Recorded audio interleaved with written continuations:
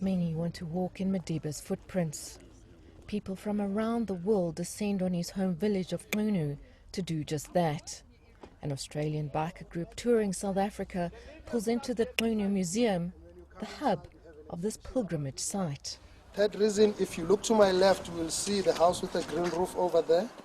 Zimisele Gamakulu shows the tourists around. He's been working here as a tour guide for 8 years. He says he met Madiba many times, but since his death, he's asked the same question again and again.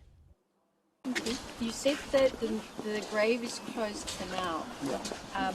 So is there a period where, or a time when it might be open? Yes, after a year they might open, like in January. But before they do that, they will going to establish a garden of remembrance around the area. There's a planning process that is in progress, talks and negotiations.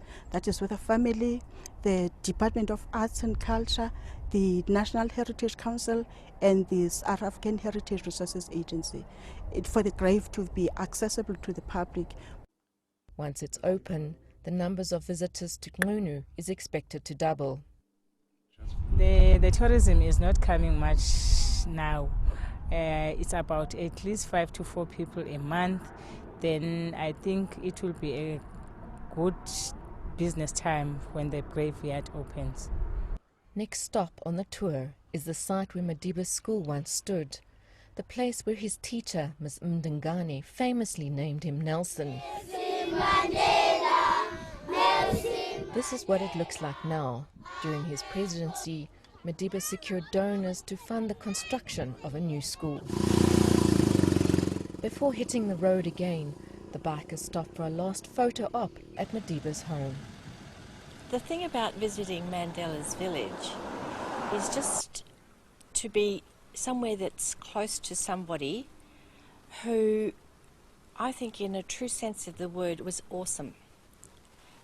Just his ability to reconcile everything against all the hurt and damage, and to be able to bring everybody together the way he did is just rare.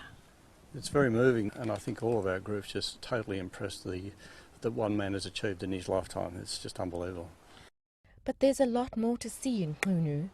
The graveyard where Madiba's mother and father are buried, the remains of the church where he was baptized, and the site of his mother's original home. After he was released from prison, Madiba had it built into this house for his relatives. Well, you know, when I finish the tour with my guests, some of them, they feel very, very, very touched and honored to be here in Qunu. And after the tour, you know what they say? They say they would like to come back again. And as for myself, I feel very honored because I'm the one interpreting the story of the great man. Nowhere are visitors given as much insight into the beginning of Madiba's long walk than here in his home village. Sandy McCowan, Qunu, Eastern Cape.